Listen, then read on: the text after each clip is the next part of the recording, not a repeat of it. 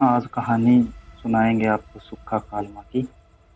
ये कहानी पंजाब में 2000 से लेकर 2015 तक की है, करीब 15 साल तक। ऐसे गैंगस्टर की कहानी है जिसने सोशल मीडिया को अपना हथियार बनाया। सुक्खा कालवा का रियल नेम सुखवीर था।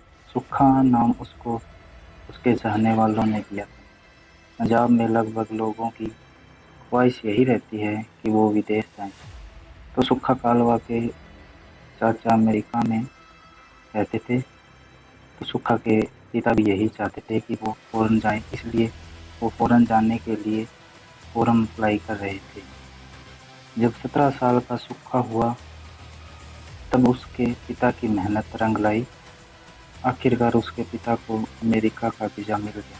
उनके भाई ने उनको वीज़ा भेजा। जाना तो वो अपने परिवार के साथ चाहते थे, पर वीज़ा आया सुक्खा के पिता और उनकी माता का। इसकी वजह यह भी थी कि सुक्खा का पासपोर्ट ही नहीं बना था। उस पासपोर्ट ना बनने के पीछे कारण ये था कि जब सुक्खा 17 साल का हुआ तब गांव में कुछ लड़कों के बीच झगड़ा हो गया। उसमें सुक्खा भी शामिल था। तो सुक्खा पर केस हो गया और उस लड़ाई के बाद थाने में उसका नाम लिखवा दिया गया।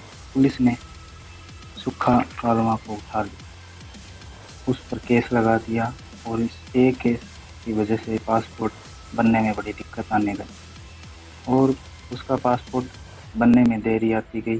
पासपोर्ट ना बनने के कारण वो अपने माता पिता के साथ अमेरिका नहीं जा सका।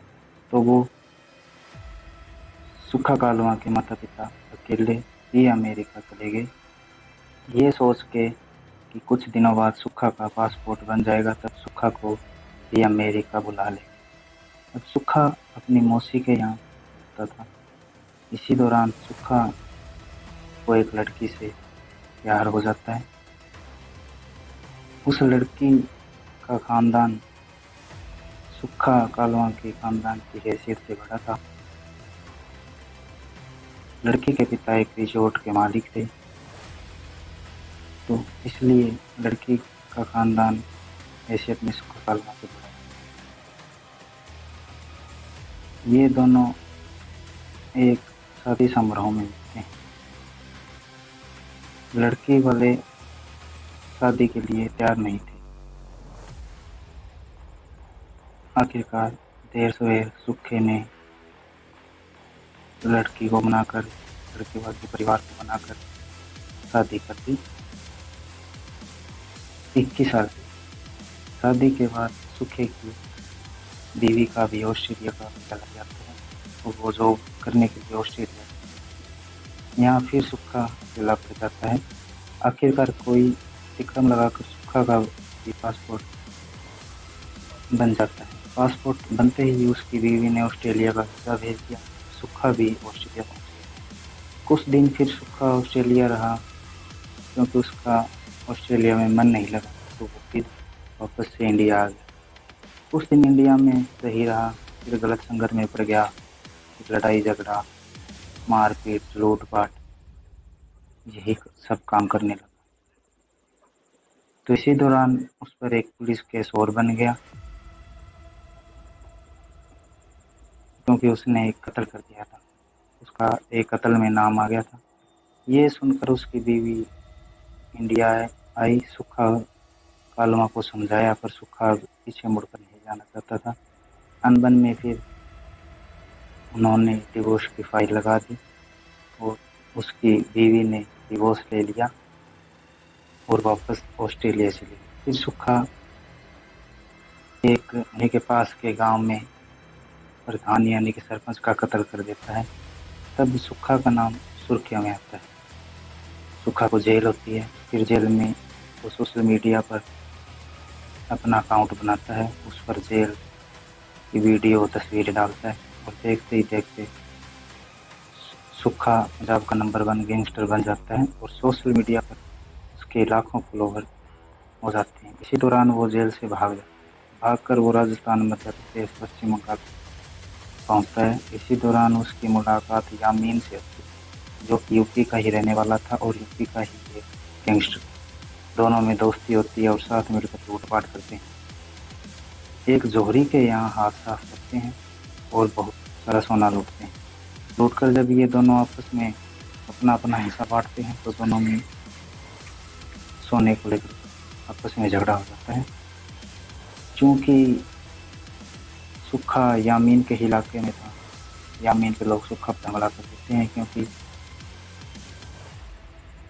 सुक्खा के फिर वो सुक्खा के गले को काट देते हैं चाकू से। जब उन्हें लगता है कि ये मर गया तो वो उसे उठाकर यमुना नदी में डाल देते हैं, लेकिन उसकी किस्मत अच्छी थी, वो बच जाता है और तैरकर बाहर आ जाता है। फिर कुछ वक्त के बाद उसे पुलिस पकड़ लेती है, जेल जाता है, कोई गवाही नहीं देता, वो फिर जेल से बाहर आता है। इसी दौरान उसने अपने ही दोस्त लवली का कत्ल कर दिया। किसी बात को लेकर उनके बीच मनमुटाव हो गया था। लवली भी एक गैंगस्टर था। तब लवली के साथ जो रहते थे वो सुक्खा से नाराज हो गए। फिर लवली की गैंग का मेंबर कोर्ट में सुक्खा के खिलाफ गवाही देने पहुंचता। सुक्खा ने उसको भी धमकी दे डाली कि तुम गवाही मत देना, लेकिन जिस लवली का कत्ल हुआ उसका दोस्त था सोनू बाबा। सोनू बाबा ने सुक्खे की धमकी के बावजूद 2 फरवरी 2010 को गवाही दे दी। जब उसने गवाही दी तो सुक्खा को बहुत गुस्सा आया। उसने जज के सामने उसको धमकी दी कि तेरा अंजाम बहुत बुरा। तब जज के सामने ही दोनों के हाथापाई हो गई और सोनू बाबा ने सुक्खा को पकड़ पाया। इसके बाद पुलिस दोनों को वहां से लेकर चली, लेकिन फिर सोनू बाबा डर गया, क्योंकि जब सुक्खा धमकी देता था तो उसको पूरा करता।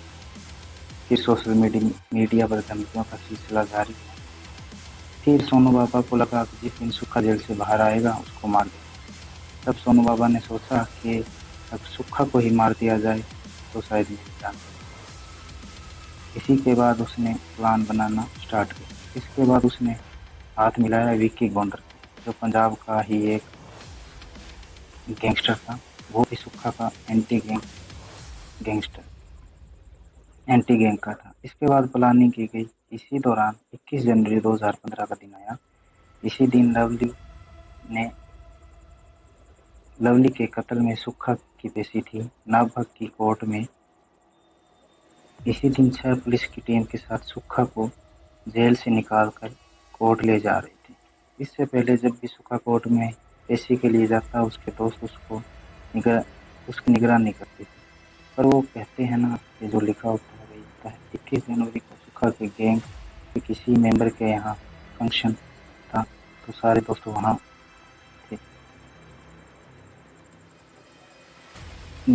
सुक्खा जेल से निकलता है कोर्ट के लिए पुलिस के साथ। कोर्ट से पेशी के बाद ये जब जालंधर अमृतसर हाईवे पर एक सीआरपीएफ कैंपस से 2 किलोमीटर दूर फगवाड़ा इलाके में पहुंचते हैं, तब अचानक 2 एसयूवी पुलिस की वैन को दोनों तरफ से घेर लेते हैं और पुलिस को नीचे उतारकर उनसे सारे हथियार लेते हैं। और इसके बाद अंधाधुंध 8-10 मिनट तक फायरिंग होती है। फायरिंग रुकने के बाद सुक्खा को वो चेक करते हैं जिंदा है या मर। तब देखते हैं कि सुक्खा मर गया। फिर वो हवा में फायरिंग करके जश्न मनाते हैं और वहां से इस गैंगवार में नाम आया विक्की गोंडर। आगे फिर पुलिस कार्रवाई चलती रहती है और विक्की गोंडर का काउंटर करती है। विक्की गोंडर की कहानी आप किसी और एपिसोड में सुनाएंगे। तब तक के लिए अलविदा।